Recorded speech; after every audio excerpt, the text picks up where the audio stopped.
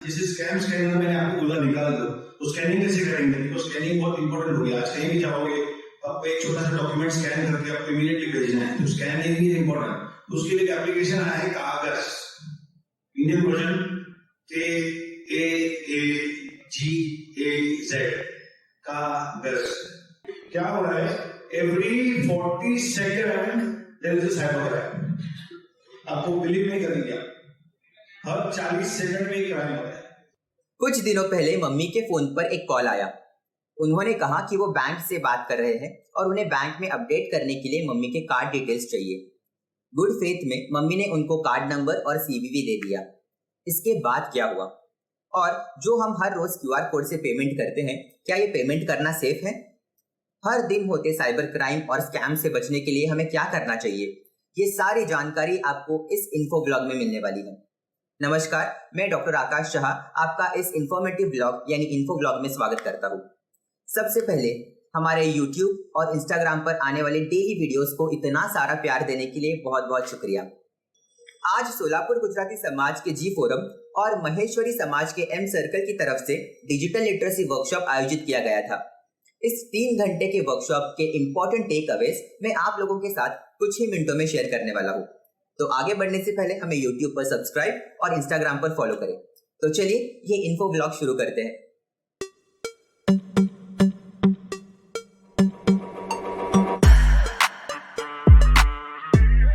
ये है सोलापुर गुजराती समाज, जहां पर वर्कशॉप आयोजित किया गया था।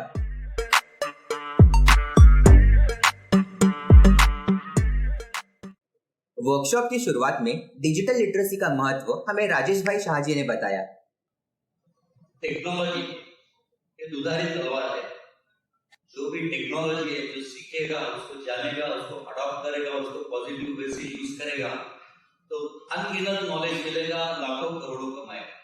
वैसे वर्षा अगर आप डिजिटली लिटरेट नहीं है तो 1 मिनट में आपके बैंक अकाउंट में से लाखों रुपए जा सकते हैं।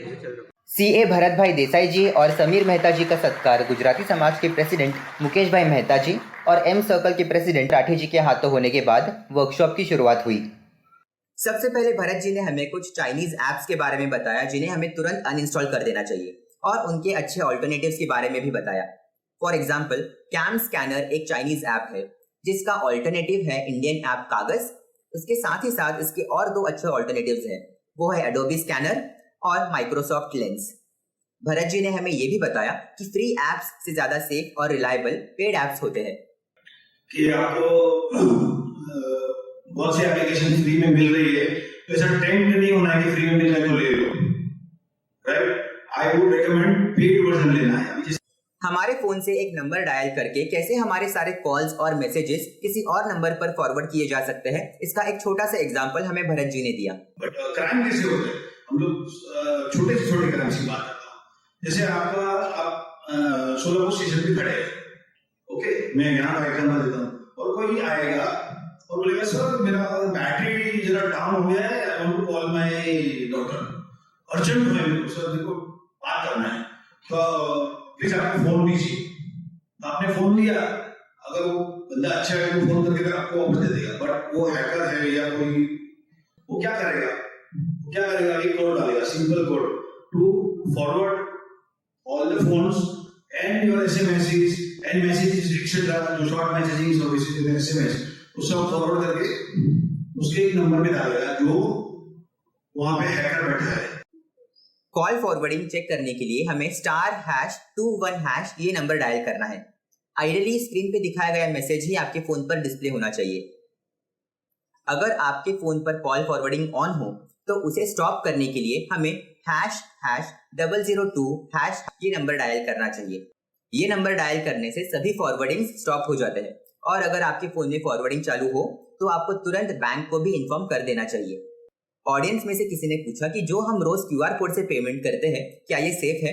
इसका बहुत ही अच्छा जवाब समीर मेहता जी ने दिया। जहाँ तक मैं यूज करता हूँ, हम हमारी टीम को जहाँ पर ट्रेन करते हैं, यहाँ पे ये बताया गया कि हमारे पास अक्सर 1 या 2 मोबाइल तो होती है बिजनेस पर्सन के पास, या घर में भी 6 मोबाइल है।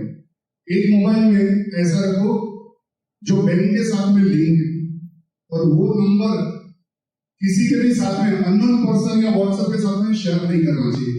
उसके बाद भरत जी और समीर जी ने हमारे साथ कुछ इंपॉर्टेंट पॉइंट्स शेयर किए जो हम सभी के लिए जानना बहुत जरूरी है। एक भी पॉइंट मिस ना हो इसलिए मैंने सारे पॉइंट्स नोट डाउन किए हैं और मैं 1 बाय 1 आपको सभी पॉइंट्स बताऊंगा।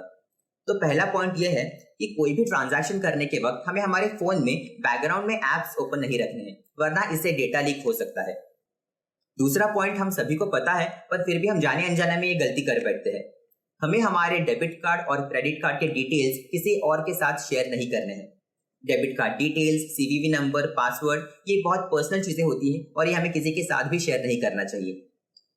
तीसरा इंपॉर्टेंट पॉइंट ये है कि हमें कोई भी अननोन लिंक, फिर चाहे वो मैसेज में आए या व्हाट्सएप पर आए, हमें उसे ओपन नहीं करना है। चौथा इंपॉर्टेंट पॉइंट ये है कि गूगल करके जो भी हमें नंबर मिलते हैं उसके ऊपर पूरी तरह से भरोसा ना करें। कभी कभी ये फेक नंबर्स हो सकते हैं और इससे भी आपका फोन हैक हो सकता है। पांचवा इंपॉर्टेंट पॉइंट ये है कि व्हाट्सएप पर अननोन नंबर से आए हुए कॉल्स या वीडियो कॉल्स उठाने से आप एक्सटॉर्शन और सेक्सटॉर्शन के शिकार बन सकते हैं। बिकॉज ऑफ लेटेस्ट टेक्नोलॉजी, उसको मॉर्फिंग बोलते हैं, मॉर्फिंग टेक्नोलॉजी। आपका फेस रहेगा, बॉडी यूज, थोड़ी देर में आपको एक मैसेज आएगा कि आपका वीडियो मेरे पास है और आपका सेक्सटॉर्शन शुरू हो जाएगा। इसके बाद सिबिल स्कोर से जुड़ी बहुत ही इंपॉर्टेंट जानकारी समीर जी ने हम सभी को दी, जिसके बारे में शायद ही किसी को पता होगा। जितनी बार आप सिबिल स्कोर चेक करोगे उतना आपका पॉइंट डाउन होगा, ये ध्यान में रखना। ये कोई नहीं बताएगा, ये कोई नहीं बताएगा। 7th इंपॉर्टेंट पॉइंट ये है कि हमें ऑनलाइन या नेट बैंकिंग करते वक्त क्लोन वेबसाइट से बच के रहना है। फॉर एग्जाम्पल, अगर आपको HDFC बैंक के साइट से ऑनलाइन बैंकिंग करना हो और hdfc.com की जगह पर अगर hdfcc.com ओपन हो जाता है और अगर आप आपके सारे डिटेल्स उसमें डाल देते हो तो आपके सारे डिटेल्स हैकर्स के पास चले जाते हैं और आपका अकाउंट मिसयूज हो सकता है। 8वां पॉइंट ऐसा है कि हमें किसी भी अननोन USB कॉर्ड से हमारा फोन चार्ज नहीं करना चाहिए, उससे भी हमारा डेटा लीक होने के बहुत ज्यादा चांसेस होते हैं। अगर किसी के साथ साइबर क्राइम होता है तो वो कौन सा नंबर डायल करके कंप्लेन कर सकते हैं और 0 FIR का कंसेप्ट क्या है, इसके बारे में भी हमें भरत जी ने बताया। 1930 और वहां पे आपको कंप्लेन करना है।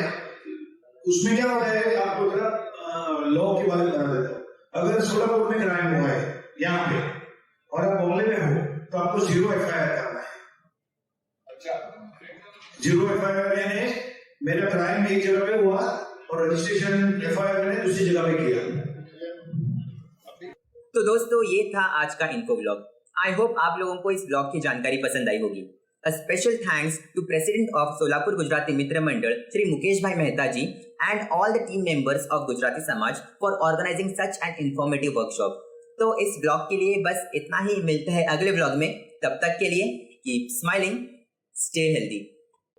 तो जैसे ही मम्मी ने कार्ड नंबर और CVV नंबर शेयर किया, सामने वाले ने फोन डिस्कनेक्ट कर दिया और तभी हम घर आए और मम्मी ने ये सारी स्टोरी हमें बताई। हम बैंक कंप्लेन करने के लिए जाने ही वाले थे, उतने में फिर से उस नंबर से कॉल आया। इस बार हमने मम्मी को फोन स्पीकर पे रखने बोला। सामने वाले ने कहा कि मैम, जो भी कार्ड डिटेल्स आपने हमें दी है वो कार्ड तो एक्सपायर हो चुका है, क्या आपके पास और कोई कार्ड है? ये सुनकर मम्मी ने तुरंत इस बार फोन कट कर दिया। थैंकफुली मम्मी का कार्ड एक्सपायर हुआ था, इसलिए हमें कोई नुकसान नहीं हुआ, वरना एक बड़ा नुकसान हो जाता। तो RBI जैसे कहता है, जानकार बनिए, सतर्क रहिए।